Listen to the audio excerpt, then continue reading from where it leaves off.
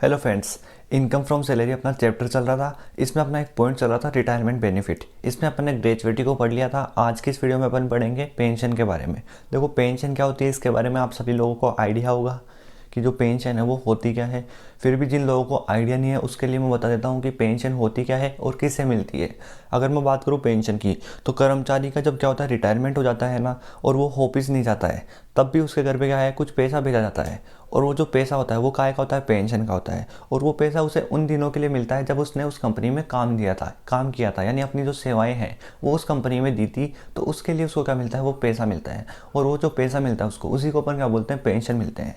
और जो पेंशन के बारे में आप लोग जानते होंगे भली बात ही, कि जो पेंशन है वो रिटायरमेंट के बाद में ही मिलती है। यानी जब आदमी रिटायर हो जाता है कहीं से, तो उसके बाद में उसकी पेंशन मिलती है उसके जीवन यापन के लिए।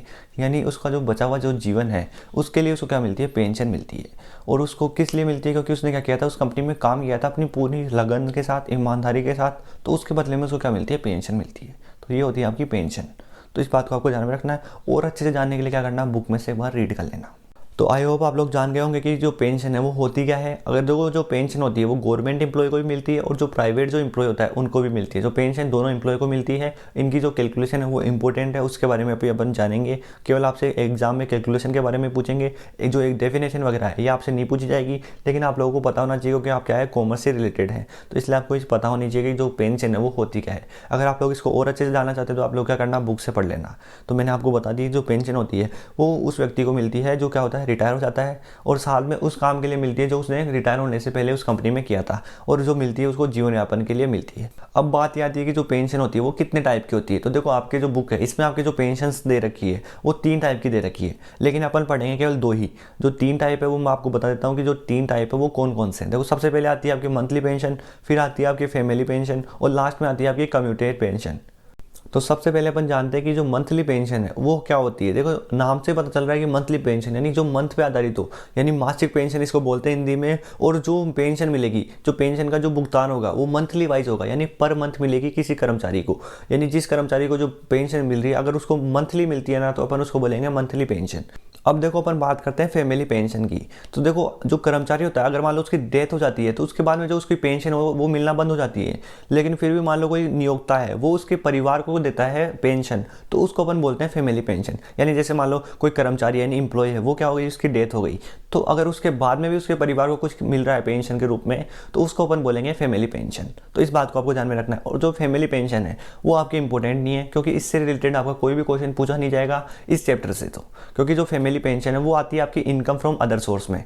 अपन जबकि यहाँ पे बात कर रहे हैं केवल इनकम फ्रॉम सैलरी की, तो जो इनकम फ्रॉम अदर सोर्स में आती है आपकी फैमिली पेंशन। अगर आप लोगों को याद हो जाती है तो याद रख लेना, वरना कोई दिक्कत वाली बात नहीं है, ये आपसे नहीं पूछी जाएगी फैमिली पेंशन के बारे में। अब अपन बात करते हैं अपनी लास्ट पेंशन, और लास्ट पेंशन है कम्यूटेड पेंशन, जिसको अपन बोलते हैं एक मुश्त राशि। यानी जो एक मुश्त जो पेंशन होती है वो होती है आपकी कम्यूटेड पेंशन। इसमें क्या होता है कि जो कर्मचारी होता है वो क्या करता है, जो पेंशन का जो उसको रुपए या अमाउंट जो मिल रही है वो एक साथ निकाल लेता है या फिर कुछ भाग निकाल लेता है। आपको क्वेश्चन नहीं बोलेगा कि 1/2 भाग निकाल लिया, 3/4 भाग निकाल लिया, 60% निकाल लिया, या 60% की जगह 40% निकाल लिया, ऐसा कुछ बोलेगा आपको। तो वो क्या होगी, आपकी कम्यूटेड पेंशन होगी। क्वेश्चन में आपको देखने को मिल जाएगा, लिखा हुआ मिलेगा आपको कम्यूटेड या फिर एक मुश्त देखने को मिल जाएंगे। तो ये होती है आपकी कम्यूटेड पेंशन। यानी कि जो कर्मचारी है वो क्या करते हैं, सेवानिवृत्ति के पश्चात नियमित मासिक पेंशन प्राप्त करने के स्थान पर संपूर्ण या फिर आंशिक पेंशन एक मुश्त प्राप्त कर लेता है, तो उसको अपन क्या बोलते हैं, कम्यूटेड पेंशन बोलते हैं। यानी कि वो क्या करता है, एक साथ रुपए निकाल लेता है। अब देखो एग्जाम में आपसे इनकी डेफिनेशन नहीं पूछी जाएगी, एग्जाम में पूछी जाएगी आपसे इनकी कैलकुलेशन। तो आपको कैलकुलेशन आनी चाहिए, जो कि क्या है, काफी इंपॉर्टेंट है। तो अपन अब चलते हैं अपनी कैलकुलेशन के पार्ट की ओर। वहां पे अपन जानेंगे कि जो मंथली पेंशन है उसकी कैलकुलेशन आपको कैसे करनी है, जो कम्यूटेड पेंशन है जो आपको उसकी कैलकुलेशन कैसे करनी है। आपको केवल ये 2 ही जाननी है, मंथली जाननी है और कम्यूटेड जाननी है। फैमिली पेंशन को नहीं जानना, क्योंकि उससे रिलेटेड कोई भी क्वेश्चन आपसे नहीं पूछा जाएगा। तो अपन केवल कम्यूटेड को जानेंगे और साथ में जानेंगे मंथली पेंशन को। तो चलिए अपन चलते हैं कैलकुलेशन के पार्ट की ओर। तो देखो अपन यहाँ पे बात करेंगे पेंशन की कैलकुलेशन की। भाई पेंशन की आपको कैलकुलेशन कैसे करनी है, जो कि इंपॉर्टेंट है। तो आप लोगों को क्या करना है, ध्यान से देखना है इस पेंशन की कैलकुलेशन को। तो देखो मैंने आपको बताया था कि जो पेंशन होती है वो 2 टाइप की होती है। तो देखो मैं आपको इसको जो फॉर्मेट होता है वैसे बना के बताऊंगा कैलकुलेशन को। तो इस फॉर्मेट को आपको ध्यान से देखना है। तो मैंने आपको बताया था कि जो पेंशन होती है वो आपके 3 टाइप की होती है, लेकिन अपन जब कैलकुलेशन करते हैं तब अपन 2 टाइप की ही पढ़ेंगे। तो दोनों पेंशन में आपको बताऊंगा। सबसे पहले आती है आपकी अनकम्यूटेड पेंशन। जो अनकम्यूटेड पेंशन आती है सबसे पहले आपकी। अब देखो जो अनकम्यूटेड पेंशन होती है ना, इसी को अपन बोलते हैं मंथली पेंशन भी। ठीक है। मैंने आपको मंथली पेंशन जो बताया था ना, उसी का दूसरा नाम क्या है, अनकम्यूटेड पेंशन है। ठीक है। और दूसरी आती है आपकी कम्यूटेड पेंशन। तो इन दोनों के बारे में अपन जानेंगे इस क्लास में, क्योंकि तो इनकी जो कैलकुलेशन है ना वो इंपॉर्टेंट है और आपसे यही पूछ जाएगी। तो दोनों को अपन जानते हैं। देखो जो ये होती है ना अनकम्यूटेड पेंशन, इसको अपन बोलते हैं मंथली पेंशन, यानी कि ए पर्सन यानी कि ऐसा पर्सन जो इसको मंथली वाइज क्या करता है, रिसीव करता है। A person which is received on monthly basis, यानी इसको मंथली बेसिस पे क्या करता है, रिसीव करता है। ठीक है। ऐसा पर्सन जो इसको मंथली बेसिस पे रिसीव करेगा उसको अपन क्या बोलते हैं, अनकम्यूटेड पेंशन बोलते हैं। और ये क्या होती है, आपकी मंथली पेंशन भी होती है। ठीक है। इसकी जो कैलकुलेशन करनी है, इसकी जो गवर्नमेंट एम्प्लॉय होगा और जो नॉन गवर्नमेंट एम्प्लॉय होगा, दोनों के लिए क्या होगी, ये टैक्सेबल होगी। अपने को टैक्सेबल की तो ध्यान में रखना है इस चैप्टर में। तो ये क्या होगी, टैक्सेबल होगी फॉर ऑल एम्प्लॉयज। ये है आपकी टैक्सेबल फॉर ऑल एम्प्लॉयज, यानी गवर्नमेंट भी आएगा और नॉन गवर्नमेंट एम्प्लॉय भी आएगा, दोनों के लिए क्या होगी, ये टैक्सेबल होगी, क्योंकि मंथली बेसिस पे क्या करता है, इसको रिसीव करता है। लेकिन वहीं अगर मैं बात करूँ कम्यूटेड पेंशन की, तो कम्यूटेड पेंशन में क्या आता है, चेंजेस आ जाता है। इसको अपन बोलते हैं हिंदी में रूपांतरित पेंशन ना। तो देखो जो कम्यूटेड पेंशन जो होती है ना, इसमें क्या आता है, चेंजेस आ जाता है। इसमें अपन जब कैलकुलेशन करेंगे तो दोनों की अलग अलग करेंगे, यानी गवर्नमेंट की भी और नॉन गवर्नमेंट की भी, दोनों की कैलकुलेशन यहाँ पे अलग अलग होगी। तो इस साइड अपन करेंगे गवर्नमेंट एम्प्लॉय की, और यहाँ पे अपन करेंगे नॉन गवर्नमेंट एम्प्लॉय की। तो यहाँ पे आ जाएगा आपका नॉन गवर्नमेंट एम्प्लॉय। ठीक है। अगर मैं बात करूँ गवर्नमेंट एम्प्लॉय की, और यहाँ पे तो मैं बात करूंगा गवर्नमेंट एम्प्लॉय की, और यहाँ पे मैं बात करूंगा नॉन गवर्नमेंट एम्प्लॉय की। सबसे पहले अपन बात करते हैं गवर्नमेंट एम्प्लॉय की। तो देखो जो कम्यूटेड पेंशन होती है वो गवर्नमेंट एम्प्लॉय के लिए क्या होती है, टैक्स फ्री होती है। यानी इनको क्या मिलती है, छूट मिलती है। तो ये क्या होती है, टैक्स फ्री होती है, या अपन इसको क्या बोल सकते हैं, फुल्ली एग्जेम्प्ट होती है। फुल्ली एग्जाम्प्ट होती है। अगर मान लो आपको क्वेश्चन में कम्यूटेड पेंशन दे रखी है और गवर्नमेंट का एम्प्लॉय दे रखा हो, तो क्या होगी, वो फुल्ली एग्जेम्प्ट होगी, यानी कर मुक्त होगी, कोई भी उस पर क्या नहीं लगेगा, टैक्स नहीं लगेगा। ठीक है। लेकिन वहीं मैं अगर बात करूँ नॉन गवर्नमेंट एम्प्लॉय की, तो इसमें भी आपकी क्या है, दो कंडीशन है, दोनों कंडीशन ध्यान में रखनी है। तो नॉन गवर्नमेंट एम्प्लॉय वगैरह इसके लिए क्या है, दो कंडीशन है, दोनों कंडीशन मैं आपको बता रहा हूँ, बस इसको ध्यान में रख लेना। ईजी सा कॉन्सेप्ट है पेंशन का, आपको एक बार में समझ में आ जाएगा। तो देखो पेंशन के लिए क्या बोलता है, ये नॉन गवर्नमेंट जो एम्प्लॉय होगा इसके लिए क्या बोलेगा पेंशन के लिए रिलेटेड, कि इसमें आपके क्या है, दो कंडीशन दे रखी है। पहली कंडीशन यहाँ पे बात करेंगे, दूसरी की यहाँ पे बात करेंगे। तो पहली कंडीशन कौन सी आती है, कि अगर मान लो उसने क्या किया है, ग्रेजुएटी रिसीव करी है। इफ ग्रेजुएटी ऑल्सो रिसीव्ड, अब देखो ग्रेजुएटी क्या होती है ये आपको पता होना चाहिए, ऑल्सो रिसीव्ड। अगर इसने ग्रेजुएटी रिसीव करी होगी तो यहाँ पे लिखो, अगर इसने रिसीव नहीं करी तो यहाँ पे लिखो, है ना। तो मैं यहाँ पे लिख रहा हूँ if not received, if not received. और क्या रिसीव्ड नहीं करी, ग्रेजुएटी। तो इफ नॉट रिसीव्ड क्या, ग्रेजुएटी। ठीक है। इफ ग्रेजुएटी नॉट रिसीव्ड ये भी लिख सकते हो आप। ठीक है। तो ये दो कंडीशन है इसकी। अब देखो अगर मान लो ये वाली कंडीशन होगी तो कैसे कैलकुलेशन करेंगे, और ये वाली कंडीशन होगी तो कैसे कैलकुलेशन करेंगे, अब ये जानेंगे। तो सबसे पहले बात करते हैं कि अगर मान लो ग्रेजुएटी उसने रिसीव करी होगी, मतलब क्वेश्चन आपको देखा कि उसने ग्रेजुएटी के इतने रुपए रिसीव करे हैं, तो मतलब ये हो गया कंडीशन। अगर उसने बोला कि उसको ग्रेजुएटी प्राप्त नहीं हुई है या फिर कुछ भी नहीं बोला, तो ये वाली कंडीशन हो गई। तो क्वेश्चन में आपको दोनों कंडीशन में से एक कंडीशन देखने को मिल जाएगी। अगर मैं बात करूँ कि ये वाली कंडीशन हो आपके क्वेश्चन में कि उसने ग्रेजुएटी रिसीव करी है, तो आपको क्या करना है, कि जो आपकी टोटल पेंशन निकालनी है और उसका क्या करना है, 1/3 क्या करना है, एग्जेम्प्ट करना है। 1/3 of the total pension exempt, of the total pension exempt. यानी कि जो भी आपकी जो टोटल पेंशन होगी, जैसे मान लो टोटल पेंशन आपकी 1,80,000 रुपए है, तो इसका आपको 1/3 क्या करना है, लेस कर देना है। वही क्या होगा, आपका एग्जेम्प्ट होगा। यानी 1,80,000 का 1/3 तो एग्जेम्प्ट होगा, बाकी क्या होगा, टैक्सेबल होगा। सेम चीज अगर मान लो उसने ग्रेजुएटी रिसीव नहीं करी होती, तो क्या होता है यहाँ पे 1/2, यानी half of the total pension, half of the total pension exempt. तो ये था इस पेंशन का कॉन्सेप्ट, कि यहाँ पे तो क्या होगा, 1/3 होगा, और यहाँ पे क्या होगा, 0.5% होगा, लेकिन क्या आएगा, टोटल पेंशन का। तो इस चीज को आपको ध्यान में रखना है कि टोटल पेंशन का क्या होगा, एग्जेम्प्ट होगा। यहाँ पे हाफ होगा टोटल पेंशन का एग्जेम्प्ट, और यहाँ पे 1/3 होगा टोटल पेंशन का एग्जेम्प्ट। जैसे यहाँ पे 1,80,000 थी, तो 1,80,000 का 1/3 होगा। सेम इस चीज यहाँ पे 1,80,000 का कितना होगा, हाफ ही होगा, यानी 1/2 ही होगा। तो ये था आपका पेंशन का कॉन्सेप्ट, आई होप आपको समझ में आ गया होगा। फिर भी अगर कोई डाउट रहा होगा तो अपन उसको इलिस्ट्रेशन में देख लेंगे। तो अभी अपन इलिस्ट्रेशन करेंगे, उससे पहले मैं क्या करता हूँ, आपको इसको एक बार रिपीट कर देता हूँ। पेंशन की कैलकुलेशन के ऊपर अपन आए थे यहाँ पे। तो पेंशन जो होती है उसकी कैलकुलेशन आपको दो तरीके का ध्यान रखना है। एक तो आपका अनकमिटेड पेंशन होती है, दो पेंशन होती है आपकी, एक होती है आपकी क्या कमिटेड पेंशन, यानी अनकमिटेड पेंशन होती है और एक होती है आपकी कमिटेड पेंशन, ठीक है। अनकमिटेड पेंशन तो क्या होती है कि जो मंथली वाइज रिसीव होती है उसको अपन बोलते हैं अनकमिटेड पेंशन, और ये टैक्सेबल होती है ऑल एम्प्लॉइज, गवर्नमेंट के लिए भी और नॉन गवर्नमेंट के लिए, यानी बोथ के लिए क्या होती है टैक्सेबल होती है। लेकिन वही मैं बात करूँ कमिटेड पेंशन की, इसको हिंदी में अपन बोलते हैं रूपांतरित, है ना।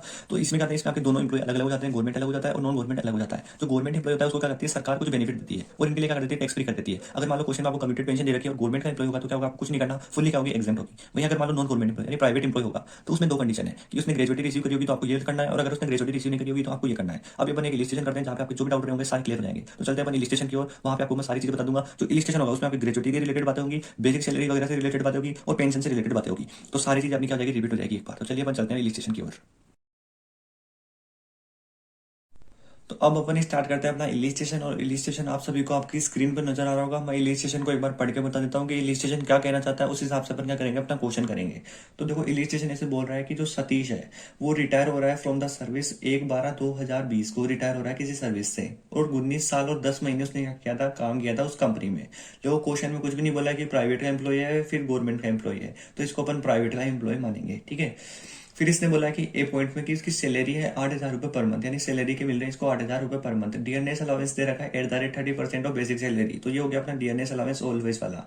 साथ में इसने बोला 60% of which treated as salary for retirement benefit, यानी साथ में ब्रैकेट में कुछ बोल रखा है डीएनएस अलाउंस से रिलेटेड। तो जो 60% होगा डीएनएस अलाउंस का वो क्या होगा आपका डीए इफ वाला होगा। फिर इसने बोला है कि ऑन रिटायरमेंट ही रिसीव्ड 1,80,000 रुपये एज ग्रेजुएटी, यानी कि क्या करता है ग्रेजुएटी के रूप में क्या करता है रिसीव करता है। तो अब यहाँ पे एक चीज इंपॉर्टेंट हो गई कि जब ये ग्रेजुएटी के रूप में रिसीव करता है तो इसका मतलब वो 1/3 वाला क्या लेगा अपना पार्ट लेगा पेंशन का, ठीक है। यहाँ पे आपको सारी चीजें ऑटोमेटिकली पता होनी चाहिए कि क्या चीजें क्या यहाँ पे काम आएगी, ठीक है। साथ में इसने बोला है कि he was entitled to a pension of 3,000 per month, यानी ये साथ में 3,000 रुपये पर मंथ वाली पेंशन भी क्या करता है रिसीव करता है। तो जो पर मंथ वाली जो पेंशन होती है वो कौन सी होती है अपनी अनकम्यूटेड होती है, यानी मंथली बेसिस वाली, तो वो भी यहाँ पे आ रही है। और फिर इसने आगे कुछ बोला है जिसको अपन आगे पढ़ेंगे जब अपने क्वेश्चन स्टार्ट होगा, ठीक है। अभी अपन क्या करते हैं अपना सोल्यूशन स्टार्ट करते हैं। सबसे पहले अपन क्या करना है, इसने बेसिक सैलरी वगैरह डीएनएस अलाउंस वगैरह दे रखे हैं, और क्या पूछा इसने लास्ट में कि compute his gross income from salary for the assessment year 2021 और 22। तो ठीक है अपने को इनकम निकालनी है इसकी। तो इनकम कहाँ से आ रही है इसकी सैलरी से, तो अपन सबसे पहले लिखेंगे income from salary of mister जो भी है सतीश, ठीक है, फॉर दी असेसमेंट ईयर 21-22 यहाँ पे अपन लिख देंगे, ठीक है। यहाँ पे अपना क्या बनेगा एक फॉर्मेट बनेगा जिसमें अपना एक पर्टिकुलर का कॉलम आएगा और एक अमाउंट का कॉलम आएगा, ठीक है। इतने में अपना पूरा फॉर्मेट आ जाएगा। इसको अपन यहाँ पे कर देते हैं, ठीक है। सबसे पहले ऊपर वाले ब्रैकेट में अपन को यहाँ पे लिखना है पर्टिकुलर, यहाँ पे अपनी आ जाएगी अमाउंट। तो अपना ये फॉर्मेट बन गया, अपन स्टार्ट करते हैं अपन। तो सबसे पहले इसने दे रखा है सैलरी, तो सबसे पहले अपन लिखेंगे यहाँ पे सैलरी, और इसने जो सैलरी दे रखी है वो दे रखी है 8,000 रुपये, 8,000 रुपये पर मंथ, यानी 8,000 पर मंथ दे रखी है, ठीक है। अब इससे रिलेटेड अपन बनाएंगे वर्किंग नोट नंबर फर्स्ट, क्योंकि इसके अपने को क्या करनी है कैलकुलेशन करनी है। तो इसने बोला है कि सतीश जो है वो 1/12/20 को क्या हो गया था रिटायर हो गया था, है ना। तो रिटायर हो गया था जो, अब ये क्या है प्राइवेट एम्प्लॉय है, प्राइवेट एम्प्लॉय क्वेश्चन ने कुछ नहीं बोला तो अपन क्या मानना है प्राइवेट एम्प्लॉय मान लिया, ठीक है। और प्राइवेट एम्प्लॉय की स्टार्ट होती है 1/4/20 से स्टार्ट हो जाएगी इसकी, ठीक है। और कब तक किया इसने 1/12/2020 को क्या हो गया था रिटायर हो गया था। तो यहाँ तक क्या करेंगे अपन इसकी बेसिक सैलरी की कैलकुलेशन करेंगे, यानी जितने महीने इसने काम किया होगा उतने की कैलकुलेशन करेंगे प्रीवियस ईयर में। तो प्रीवियस ईयर में 20-21 से प्रीवियस ईयर, तो ठीक है यहाँ पे अपन इसकी कैलकुलेशन कर लेंगे। तो कितने काम किया इसने 4, 5, 6, 7, 8, 9, 10, 11, यानी 8 महीने इसने क्या किया काम किया है। तो ये जो 8,000 रुपये है ये 8 महीने के मिलेंगे, 8,000 एक के हैं तो 8 से मल्टीप्लाई कर देंगे तो 8 महीने के आ जाएंगे, ठीक है। यहाँ पे आप लिख देना कि कहाँ तक काउंट किया है, अप्रैल से किया है, अप्रैल टू कहाँ तक हुआ है नवंबर तक। अप्रैल, मई, जून, जुलाई, अगस्त, सितंबर, अक्टूबर, नवंबर, 8 महीने हो गए, ठीक है। अब 8,000 को 8 से मल्टीप्लाई करेंगे तो 64,000 अपने आ जाएंगे, तो अमाउंट में अपन लिख देंगे 64,000 रुपये, ठीक है। फिर इसने बोला डीएनएस अलाउंस, तो यहाँ पे अपन लिखेंगे डीएनएस अलाउंस, ठीक है। जो डीएनएस अलाउंस है वो कितना है @30% ऑफ, जो 30% है वो किसका है सैलरी का। तो ना ये भी 8 महीने की आएगी, क्योंकि डीएनएस सारी चीजें 8 महीने की आ रही है, तो डीएनएस अलाउंस भी कितने महीने का आएगा 8 महीने का आएगा। और 8 महीने की सैलरी कितनी है 64,000, तो इस 64,000 का अपन क्या कर देंगे 30% कर देंगे। तो यहाँ पे अपन लिख देंगे 64,000। तो 30% अगर अपन ने किया 64,000 का तो 19,200 अपने को रिसीव होंगे। 64,000 मल्टीप्लाई 30%, तो ये क्या, तो 19,200 अपने आ गए। तो ये 19,200 अपन यहाँ पे लिख देंगे अमाउंट के कॉलम में। देखो अगर आप लोग इसको अलग तरीके से निकालना चाहो तो उस तरीके से हम निकाल सकते हो कि 8,000 रुपये इसकी क्या है, बेसिक सैलरी है। इसका कितना लेना है अपने को, 30% लेना, तो 30% ले लिया। और फिर इसको क्या करना, आप मल्टीप्लाई करवा देना 8 मंथ से, तो ये भी अपना कितना आएगा, 19,200 जाएगा। तो आपके ऊपर आपकी कैसे भी करके इसकी कैलकुलेशन कर सकते हो। अपने आने कितने चाहिए, 19,200, वो अपने आ गए। फिर इसने बोला है कि इसको क्या हुई, ग्रेजुएटी रिसीव हुई, तो अपन यहाँ पे लिख देंगे ग्रेजुएटी रिसीव्ड। तो यहाँ पे लिख दिया मैंने ग्रेजुएटी रिसीव्ड, ठीक है।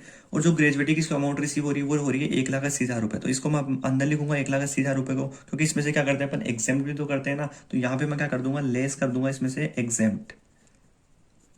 एग्जेम्प्टेड को क्या कर देंगे, लेस कर देंगे। और ये एग्जेम्प्टेड कहाँ पे आएगा, ये आएगा अपना वर्किंग नोट में, ठीक है। वर्किंग नोट नंबर सेकंड में आ जाएगा। तो जो भी एग्जेम्प्ट होगा वो अपन यहाँ पे लिख के इसमें से एग्जेम्प्ट कर देंगे और अमाउंट यहाँ पे आ जाएगी। तो इसके लिए अपने को क्या बनाना होगा, वर्किंग नोट बनाना होगा। तो मैंने आपको इसलिए बोला था कि आपको क्या आनी चाहिए, ग्रेजुएटी आनी चाहिए पेंशन के लिए। तो क्या आएगा, यहाँ पे अपन ग्रेजुएटी की कैलकुलेशन करेंगे। तो वर्किंग नोट नंबर अपना सेकंड, इसमें अपन कैलकुलेशन कर रहे हैं ग्रेजुएटी की, ग्रेजुएटी कैलकुलेशन, ठीक है। वर्किंग नोट को अपन ने हेडिंग दे दी ग्रेजुएटी कैलकुलेशन। अब देखो जो ग्रेजुएटी होती है इसकी कैलकुलेशन के लिए आपको 3 पॉइंट ध्यान में रखना होता है। सबसे पहला क्या होता है, सबसे पहले तो क्या होता है, लिस्ट विल बी क्या होता है, एग्जेम्प्ट होता है। तो लिस्ट विल बी एग्जेम्प्ट, यानी जो भी इनमें से लिस्ट होगा वो क्या हो जाएगा, एक्चुअल अमाउंट में से लेस हो जाएगा। तो सबसे पहले आता है अपना एक्चुअल में जो अमाउंट रिसीव होती है वो क्यों आ जाती है। तो एक्चुअल जो अमाउंट होती है वो अपन ने लिख दिया कि एक्चुअल अमाउंट रिसीव्ड, ठीक है। बी पॉइंट में अपन ने लिख दिया मैक्सिमम लिमिट, क्योंकि मैक्सिमम लिमिट आती है इसकी। तो बी में अपन ने लिख दिया मैक्सिमम लिमिट, ठीक है। तो एक्चुअल में अमाउंट रिसीव हुई थी 1,80,000 रुपए की, और जो मैक्सिमम लिमिट है वो है 20 लाख रुपए की। अब देखो जो सी पॉइंट आता है वो सी पॉइंट इंपॉर्टेंट है। देखो ये दोनों में सेम है, लेकिन ग्रेजुएटी एक्ट 1972 लागू हो रहा है या फिर नहीं हो रहा, तो ये बात आपको देखनी है। क्वेश्चन में कहीं पे लिखी हुई है क्या, तो देखो क्वेश्चन आप जब पढ़ोगे ना पूरा, तो इसमें कहीं पे भी नहीं लिखा हुआ कि ग्रेजुएटी एक्ट 1972 लागू होता है या फिर नहीं होता है। तो अपन को क्या लिखना है, एक लाइन लिखनी है वर्किंग नोट की। इससे पहले आपको एक वर्किंग नोट बनाना है, उसमें आपको लिखना है कि जो ग्रेजुएटी एक्ट है इससे रिलेटेड क्वेश्चन में कुछ भी नहीं लिखा हुआ है, तो हमने माना है कि ग्रेजुएटी एक्ट 1972 लागू नहीं होता, एक्ट नॉट अप्लाई, यानी ग्रेजुएटी एक्ट 1972 क्या नहीं होता, अप्लाई नहीं होता, ठीक है। तो जब अपन ग्रेजुएटी कैलकुलेशन करेंगे तो यहाँ पे भी लिखेंगे कि ग्रेजुएटी एक्ट 1972 है वो क्या हो रहा है, नोट अप्लाई हो रहा है। तो ठीक है, यहाँ पे भी अपन लिख देंगे, पूरा लिखना कि ग्रेजुएटी एक्ट 1972 नोट अप्लाई। उस हिसाब से अपन क्या कर रहे हैं, यहाँ पे कैलकुलेशन कर रहे हैं। और जब अप्लाई नहीं होता तो जो सी पॉइंट होता है उसमें क्या आता है, 15/30 मल्टीप्लाई होता है ये आपका एवरेज सैलरी से, और ये भी आपका मल्टीप्लाई होता है कंप्लीटेड ईयर ऑफ सर्विस से, कंप्लीटेड ईयर ऑफ सर्विस से, ठीक है। और जो कंप्लीटेड ईयर ऑफ सर्विस होता है ये क्या होता है आपका, इसमें इग्नोर कर देते हैं अपन को, अपन किसको, फ्रैक्शंस को। यानी कि फ्रैक्शंस का मतलब हो गया है जो ऊपर के जो महीने होते हैं ना उसको अपन ध्यान में नहीं रखते। और जो एवरेज सैलरी होगी इसकी अपने को क्या करनी होगी, कैलकुलेशन करनी होगी, जो अपन क्या करेंगे, वर्किंग नोट में करेंगे, ठीक है। तो इसकी जो कैलकुलेशन आएगी वो यहाँ आ जाएगी, और इन तीनों में से जो लिस्ट होगा उसको अपन क्या कर देंगे, एग्जेम्प्ट कर देंगे, ठीक है। अब देखो क्या चीज बची अपनी, इनमें से देखो क्या क्या दे रखा है वो चीज लिखो। तो 15/30 अपन एज इट इज लिख देते हैं। एवरेज सैलरी की अपने को कैलकुलेशन करनी है। और जो कंप्लीटेड ईयर ऑफ सर्विस है वो कितनी दे रखी है, 19 साल 10 महीने। अब मैंने क्या बोला, इग्नोर करना है किसको, फ्रैक्शंस को। तो फ्रैक्शंस कितने हैं, 10 महीने, उसको इग्नोर कर देंगे तो कितने बच गए, 19 साल। तो अपन यहाँ पे लिख देंगे 19 साल। अब अपन को क्या करना है, अपने को करनी है एवरेज सैलरी की कैलकुलेशन। जो एवरेज सैलरी की जो कैलकुलेशन होगी वो होगी एक वर्किंग नोट में। तो यहाँ पे मैं बनाऊंगा एक और नया वर्किंग नोट। आपको साफ साफ बनाना है, देखो ऐसे गुच्छे नहीं करके आने, अलग अलग करके अच्छे से बनाना है ताकि उसको अच्छा लगे और एग्जामिनर आपको पूरे पूरे मार्क्स दे। वर्किंग नोट हर चीज का बनाना, चाहे छोटी से छोटी चीज हो उसका भी आपको क्या बनाना, क्या है, वर्किंग नोट बना के ही आना है। अगर आप लोग वर्किंग नोट नहीं बनाओगे तो आपके नंबर कट सकते हैं, इसलिए क्या करना, वर्किंग नोट जिसका भी हो बना के आना, और हर चीज का बना के आना। जैसे अपन यहाँ पे क्या करेंगे, एवरेज सैलरी की कैलकुलेशन करेंगे। तो यहाँ पे आपको लिखना है ऊपर ऊपर की एवरेज सैलरी कैलकुलेशन, ठीक है। अब देखो जो एवरेज सैलरी की जो कैलकुलेशन होती है उसमें अपने को क्या चीज ध्यान में रखनी होती है वो भी आपको ध्यान में रखना है। तो अपन यहाँ पे लिखेंगे कि एवरेज सैलरी में क्या क्या चीजें आती है। तो एवरेज सैलरी में आपकी आती है बेस सैलरी, बेसिक सैलरी, फिर आता है आपका डीएनएस अलावेंस, लेकिन ये आता है आपका इफ वाला, प्लस इसमें आता है आपका कमीशन बेस्ड ऑन टर्नओवर, ये आता है, ठीक है। और ये जो तीनों चीजें आती है ये आती है आपकी 10 मंथ्स की, 10 month just preceding the month of retirement, ठीक है। ये चीज आती है और अपॉन में अपन लिख देते हैं 10, ठीक है। यानी बेसिक सैलरी आएगी आपकी, डी इफ आएगा, फिर आएगा आपका कमीशन बेस्ड ऑन टर्नओवर आएगा, और ये जो तीनों चीजें आएगी ये आएगी आपकी 10 month just preceding the month of retirement, यानी जिस महीने में वो रिटायर हुआ है उससे पहले वाले जो 10 महीने होंगे ना उसकी आएगी ये तीनों चीजें। और अपॉन में क्या आ जाता है अपना 10 आ जाता है, ठीक है। अब अपन क्या करेंगे, इसकी कैलकुलेशन करेंगे, जो जो चीजें दे रखी है उस हिसाब से अपन क्या करेंगे, कैलकुलेशन करेंगे। तो ठीक है, अब अपने को क्या करना है, अपने को ये तीनों चीजें निकालनी है 10 महीने की, है ना। 10 महीने, जिस दिन मंथ्स ऑफ रिटायरमेंट, जिस महीने में रिटायर हुआ उससे पहले वाले 10 महीने की अपने को ये सब लेना है। क्वेश्चन में देखो, जो आपकी जो बेसिक सैलरी है, बेसिक जो सैलरी है वो दे रखी है इसने, सैलरी 8,000 रुपये पर मंथ की। तो 8,000 रुपये 1 महीने की, तो 10 महीने की कितनी हो जाएगी, 8,000 रुपये हो जाएंगी, ठीक है। ये तो हो गई इसकी सैलरी। अगर मैं बात करूँ डीएनएस अलाउंस की, तो डीएनएस अलाउंस चाहिए अपने को इफ वाला, ठीक है। और जो डीएनएस अलाउंस से रिलेटेड क्वेश्चन में बोला है कि at the rate 30% of basic salary, जो डीएनएस अलाउंस है वो 30% है बेसिक सैलरी का। तो देखो डीएनएस अलाउंस अभी अपना कितना है, ये है 80,000 है, ठीक है। 10 से मल्टीप्लाई करेंगे तो ये 80,000 रुपये हो जाएंगे। तो ये जो था बेसिक सैलरी, ये कितनी है, 80,000 रुपये। और जो डीएनएस अलाउंस ऑलवेज वाला है वो कितना है, डीएनएस अलाउंस सबसे पहले ऑलवेज वाला लेंगे। तो डीएनएस अलाउंस ऑलवेज कितना होगा, बेसिक सैलरी का 30%, तो 80,000 का 30%, तो 80,000 का 30% कितना होता है, 24,000 रुपये। तो डीएनएस अलाउंस अपना ऑलवेज वाला कितना हो गया, 24,000 रुपये, ओके। और फिर इसके ब्रैकेट में लिखा हुआ है कि 60% of which treated as salary for retirement benefit. यानी जब ब्रैकेट में कुछ भी लिखा हो डीएनएस अलाउंस के आगे, तो वो क्या कहलाता है, अपना डीए इफ कहलाता है। ये मैंने आपको पहली क्लास में बताया था कि जो डीएनएस अलाउंस है वो आपको कैसे पता करना है कि कौन सा डीए इफ है और कौन सा डीए ऑलवेज है, ये मैंने आपको वहां बताया था। तो डीएनएस अलाउंस ऑलवेज वाला कितना है, 24,000 रुपये। तो ब्रैकेट में लिखा हुआ है 60%, तो 24,000 का क्या करना है आपको, 60% करना। तो 24,000 मल्टीप्लाई 60%, एक मिनट। तो 24,000 का क्या कर देंगे अपन, 60% कर देंगे। तो 24,000 का 60% कितना है, 14,400 रुपये। और ये जो 60 अपन, ये यहाँ पे आ जाएगा अपना 14,400 रुपये। कैसे आया कि 80,000 जो था इसका अपन ने क्या किया, 30% किया। और जो 30% आया उसको अपन ने क्या कर दिया, 60% कर दिया। तो ये अपना क्या जाएगा, 14,400 रुपये अपना आ जाएगा, ठीक है। तो ये अपनी क्या हो गई, बेसिक सैलरी आ गई। बेसिक सैलरी कितनी आई अपनी, 80,000। तो अपन यहाँ पे लिख देंगे बेसिक सैलरी में 80,000, प्लस कर देंगे अपन इसमें डीएनएस अलाउंस वाला, वो कितना है अपना, 14,400 रुपये। तो 14,400 रुपये अपन यहाँ पे लिख देंगे, ठीक है। Plus commission based on turnover कुछ है नहीं, ये डेज का डेज आ जाएगा, ठीक है। और अपन में क्या आ गया अपना 10 आ गया। अब अपन क्या कर देंगे, इसको सोल्व कर देंगे। तो इसको सोल्व किया तो अपने कितना है, 94400, इसको टोटल करने पे। और अपोन में कितना है, 10 है। तो इक्वल किया तो कितना है, अपनी जो एवरेज सैलरी आई वो आई 9,440 रुपये, ठीक है। ये है अपनी एवरेज सैलरी, ठीक है। इसको भी आपको वर्किंग नोट में बता के आना है कि कैसे अपना निकल के आया, ठीक है। वर्किंग नोट में अपन बता देंगे कैलकुलेशन ऑफ बेसिक सैलरी और calculation of DNS allowance if वाला, ठीक है। तो इस तरह से आपको ये वर्किंग नोट भी बनाना है। तो आई होप आपको सारी चीजें समझ में आ गई होगी कि जो एवरेज सैलरी है वो कैसे आई, ठीक है। एवरेज सैलरी में ये तीनों चीज चाहिए होती है, ये कमीशन है नहीं, डीए इफ कैसे निकाला अपन ने पता चल कि आपको आपको जो क्वेश्चन में बोल रखा है कि डीएनएस अलाउंस है वो 30% है बेसिक सैलरी का। और जो बेसिक सैलरी आपको दे रखी है क्वेश्चन में 8,000 रुपये पर मंथ दे रखी है। तो आप 8,000 महीने के हिसाब से निकालना चाहो तो वैसे भी निकाल सकते हो, मैं आपको वैसे बता देता हूँ कि जैसे अपन ने 8,000 का क्या किया, 30% किया। तो जो 8,000 का जो 30% आएगा वो आएगा अपना, देखो मैं निकालता हूँ आपका। 8,000 का अगर मैंने मान लो 30% किया तो यह आया अपना 2,400 रुपये। अब क्या करो, अपने कितने आ गए, 2,400 आ गए। इसको अपन ने 8,000 का 30% निकाला तो 2,400 आ गया। अब क्या करो, 2,400 का इसने बोला है कि 60%, तो 2,400 का अपन 60% निकाले थे, तो 60% निकाला तो कितना है, 1,440 रुपये है, ठीक है। ये कितने का, 1 महीने का। अपने को कितने का चाहिए, अपने को 10 महीने का चाहिए। तो 1,440 मल्टीप्लाई कर देंगे अपन 10 महीने से, तो कितना आ गया अपना, 14,400, ठीक है। ऐसे निकाल लो या फिर ऐसे निकाल लो, इजी आपके लिए, जो भी इजी पड़े आप उस तरह से अपना क्या कर सकते हैं, इसकी कैलकुलेशन कर सकते हैं। तो आपके ऊपर, आप या तो डायरेक्ट ऐसे निकाल लो या फिर आप इसको पूरा करके निकाल लो। तो इस तरह से आपको क्या निकालनी है, एवरेज सैलरी निकालनी है, आपको आ गया होगा। अब अपन चलते हैं अपने क्वेश्चन की ओर। तो यहाँ पे अपन लिख देंगे अपनी एवरेज सैलरी कितनी आई, 9,440, ठीक है। अब अपन क्या करना है, इसको सोल्व कर लेते हैं। तो इसको अपन क्या करते हैं, सोल्व कर लेते हैं। 15 डिवाइड बाई करना है 30 से, मल्टीप्लाई करना है 9,440 से, और फिर मल्टीप्लाई करना है इसको 19 से।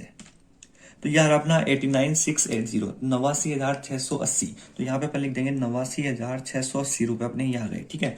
अब क्या करते हैं, इन तीनों में से जो भी क्या होता है, लिस्ट होता है, उसको क्या करते हैं अपन, एग्जेम्प्ट करते हैं। तो इन तीनों में से लिस्ट कौन सा अपना, ये 89,680। तो इसको अपन क्या कर देंगे, यहाँ पे लेस कर देंगे। तो यहाँ पे अपन लेस कर देंगे 89,680 को, ठीक है। इसमें से ये अपन लेस करेंगे तो कितना बचा, निकाल लेते हैं अभी अपन। 1,80,000 माइनस करना है इसको 89,680 को, इसको लेस किया तो ये आया अपने 93,220, ठीक है। अब अपना क्या बचा, अगला जो पार्ट बचा है वो बचा अपना ग्रे, इससे पेंशन से रिलेटेड। तो अपन चलते हैं पेंशन की ओर।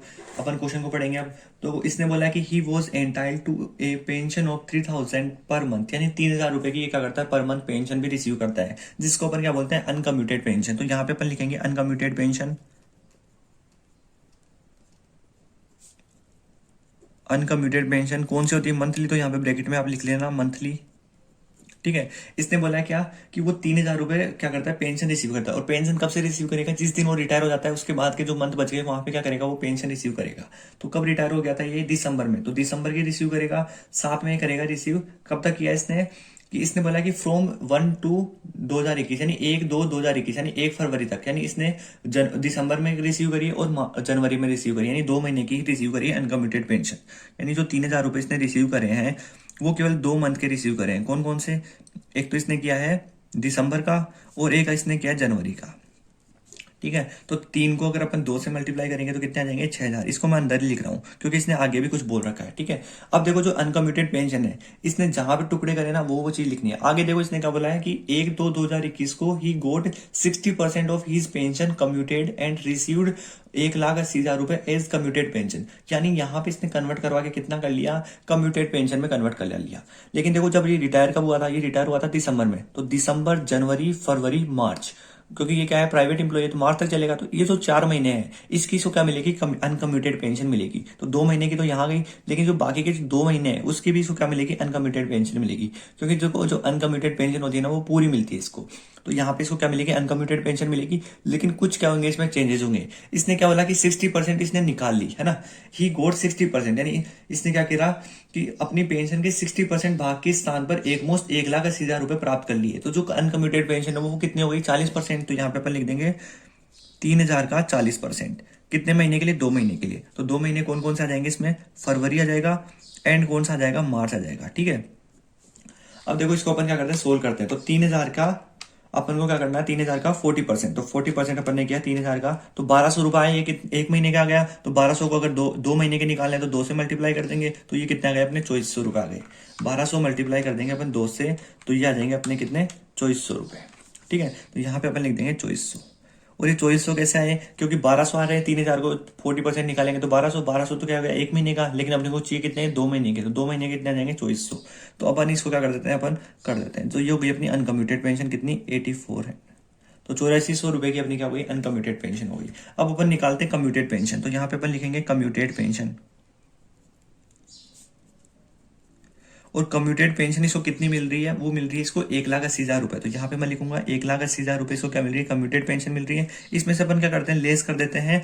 क्या करते हैं, लेस करते हैं। इसमें क्या होता है, 2 ऑप्शन होते हैं। ये कौन सा इंप्लॉय है, गवर्नमेंट का है या फिर क्या है, नॉन गवर्नमेंट। और साथ में देखेंगे कि जो ग्रेजुएटी है वो इसको रिसीव हो रही है या फिर ग्रेजुएटी ये रिसीव नहीं कर रहा। तो देखो अभी अपन ने देखा था कि ये क्या कर रहा है, ग्रेजुएटी रिसीव कर रहा है। और जब ये ग्रेजुएटी रिसीव करता है तो अपन क्या करते हैं, 1/3 ऑफ टोटल पेंशन क्या करते हैं, एग्जेम्प्ट करते हैं। तो लेस कर देंगे क्या, एग्जेम्प्टेड अमाउंट है ना, एग्जेम्प्टेड।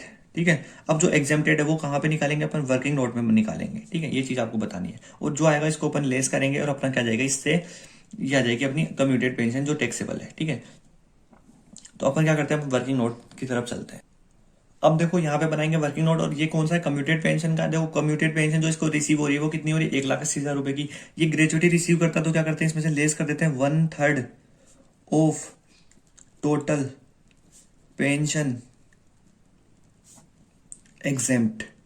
अब देखो ये जो 1/3 अपन लेस करते हैं इसमें, ये करते हैं टोटल पेंशन का। लेकिन आप देखो क्वेश्चन पढ़ो, इसमें आपको टोटल पेंशन कितनी दे रखी है, ये केवल इसने रिसीव्ड दे रखी है। और कितनी दे रखी है, 60%। इसने खुद ने बोला कि 60% निकालने के स्थान पर, यानी इसने 60% कितना है, 180 के इक्वल है। यानी 180 किसके इक्वल है, 1,80,000 जो है वो किसके इक्वल है, 60 के इक्वल है। लेकिन अपने को क्या चाहिए, अपने को चाहिए टोटल पेंशन। और टोटल पेंशन क्या होती है, 100%। यानी ये जब 60 के इक्वल है तो जो टोटल पेंशन होगी वो कितने के इक्वल होगी, 100 के। तो इसको अपन मल्टीप्लाई कर देंगे 100 से, तो जो आएगा ना वो अपनी क्या होगी, टोटल पेंशन होगी। तो ये क्या है, अपनी टोटल पेंशन।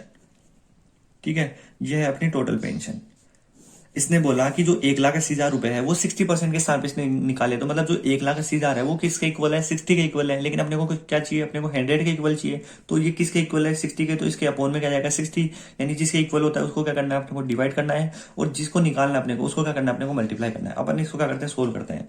तो 1,80,000 डिवाइड बाय 60 और मल्टीप्लाई कर देंगे अपन 100 से, तो ये अपना आ गया 3,00,000 रुपए। तो ये अपनी क्या, टोटल पेंशन, यानी 100 पेंशन, जो 100% जो पेंशन है वो कितनी है, 3,00,000 रुपए है।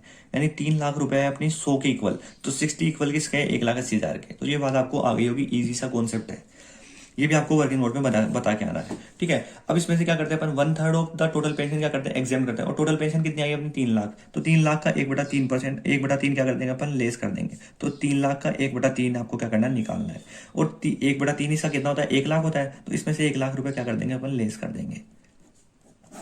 तो कितना बचा अपना, 80,000 रुपए। तो जो 80,000 रुपए है ये क्या होगा, अपना टैक्सेबल होगा। इसको अपन क्या कर देंगे, आगे लिख देंगे। तो ये क्या था, अपना वर्किंग नोट था कम्यूटेड पेंशन का। आई होप आपको समझ में आ गया होगा कि 1/3 कैसे आया, टोटल पेंशन कैसे आई, ये इंपॉर्टेंट है। टोटल पेंशन कैसे आई मैंने आपको यहाँ पे बताया था, ये वर्किंग नोट भी आपको बनाना है। तो ये क्या था, इंपॉर्टेंट। अब अपन क्या करेंगे, इसको आगे जाके लिख देंगे।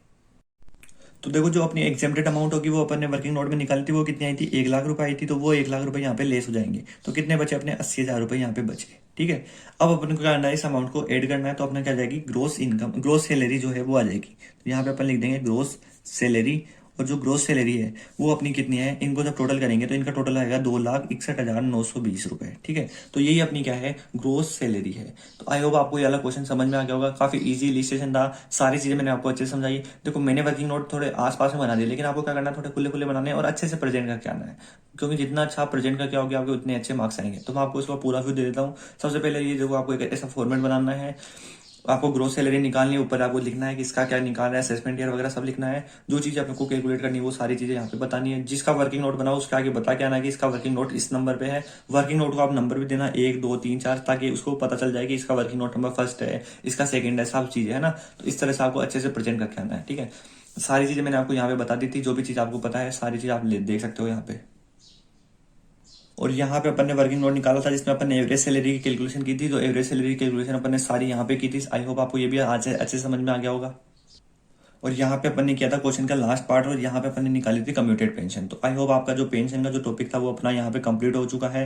जो भी पेंशन का जो भी चीजें थी मैंने आपको सारी चीजें बता दी, डेफिनेशन वगैरह, जो कैलकुलेशन कैसे करते हैं वो भी चीजें बता दी। और साथ में आपको मैंने एक इलिस्ट्रेशन भी करा दिया। तो आपका पेंशन का जो टॉपिक है वो आपका क्लियर हो गया होगा। अब अपन मिलते हैं नेक्स्ट क्लास में, जहाँ पे अपन बात करेंगे जो अपना रिटायरमेंट बेनिफिट के जो बाकी के जो पार्ट बचे हैं ना उनके साथ में। Thank you for watching this video.